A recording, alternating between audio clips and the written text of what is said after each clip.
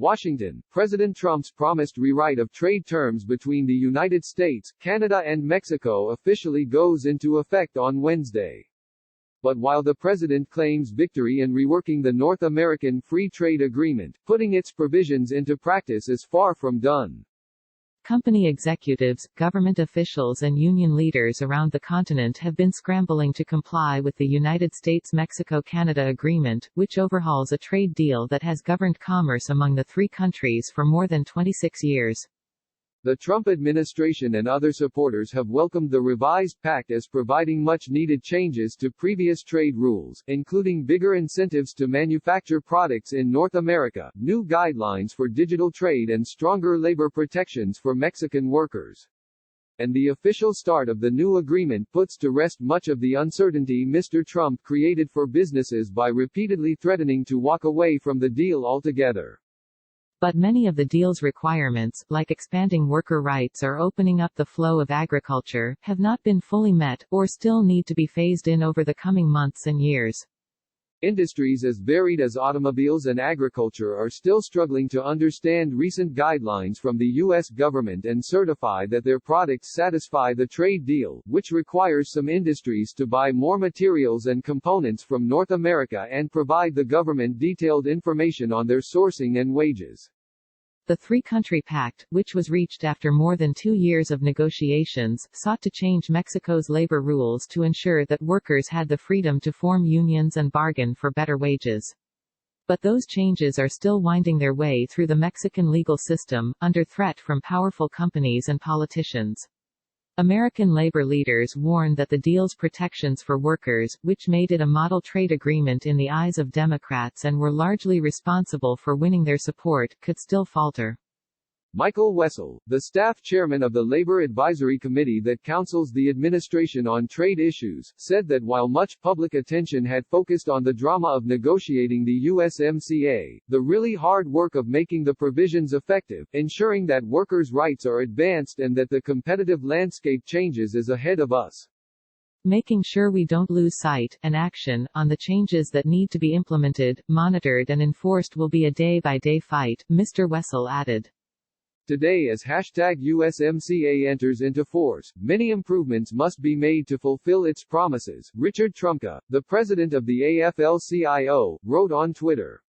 We will fight to ensure that the #U.s.m.c.a doesn't become another #NAFTA.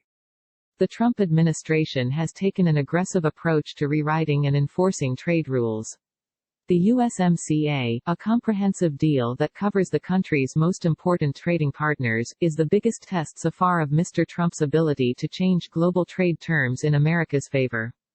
Administration officials say they are gearing up to use the new deal as a way to challenge Canadian and Mexican business practices that harm American interests.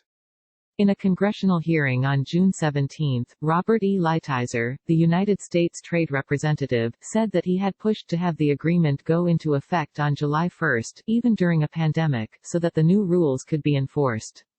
In a sign of how fraught the new trade deal could be, Mr. Lighthizer said the United States was looking at a number of issues that are quite troubling.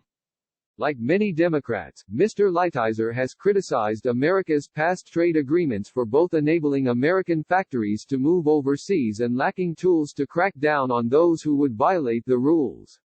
Over months of negotiations with Canada, Mexico and congressional Democrats, Mr. Lighthizer forged a coalition and worked out changes to the trade deal that won broad bipartisan support.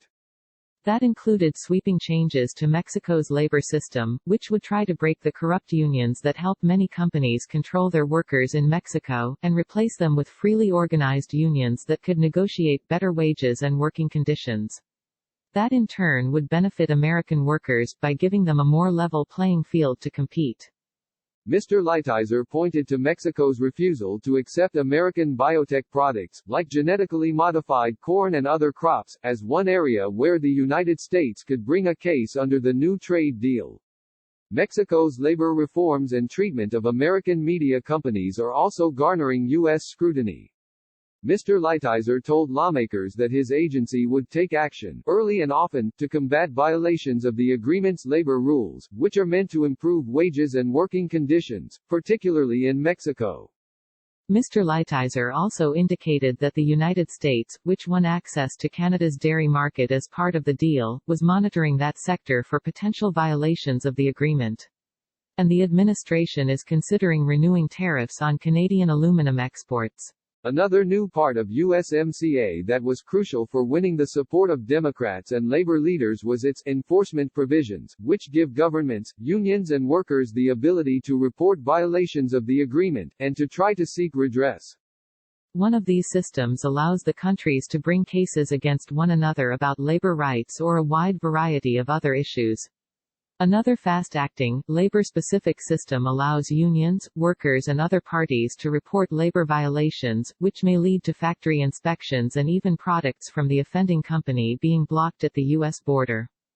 We've always talked about agreements that don't have teeth, and this one has some teeth, said Ben Davis, the Director of International Affairs for the United Steelworkers Union. Maybe not a full mouthful, maybe not as sharp as we need it, but it has some teeth, and we're all waiting to see how that plays out. Mr. Lighthizer has said that these provisions will help to reverse a long-running trend, where manufacturers have moved out of the United States to take advantage of lower wages and laxer working conditions in Mexico. It wasn't economics in my judgment, it was industrial policy down there, Mr. Lighthizer said in the June 17 hearing, about companies outsourcing to Mexico. We've turned that around. Congressional Democrats and labor leaders say it's too early for the Trump administration to declare victory, pointing to Mexico's half-finished labor reforms. At that hearing, Richard E. Neal, a Democratic congressman from Massachusetts, said there had been serious deficiencies in how Mexico was enacting its labor reforms. We're going to hold people's feet to the fire, said Representative Rosa DeLauro, Democrat of Connecticut and one of the Democratic negotiators. Mexico passed a sweeping labor law in 2019 aimed at meeting the pledges it had made to Canada and the United States in its new trade deal by giving workers more ability to organize and bargain. But since the labor law was passed, violence against Mexican labor activists has continued, and hundreds of lawsuits have been filed challenging the constitutionality of these reforms. If the Mexican Supreme Court rules that the labor law is unconstitutional, Mexico could be in violation of a major portion of the trade pact, and could face tariffs or other punitive actions from the United States and Canada. Union leaders are preparing a list of labor cases they could bring under the new agreement's dispute settlement provisions, including that of a Mexican labor lawyer, Susana Prieto Terrazas, who was arrested while trying to establish an independent union. But it remains to be seen what kind of punishment the independent panels that review these cases could hand down, if any. Implementation is only as good as they're willing to enforce it, said Representative Jimmy Gomez, Democrat of California.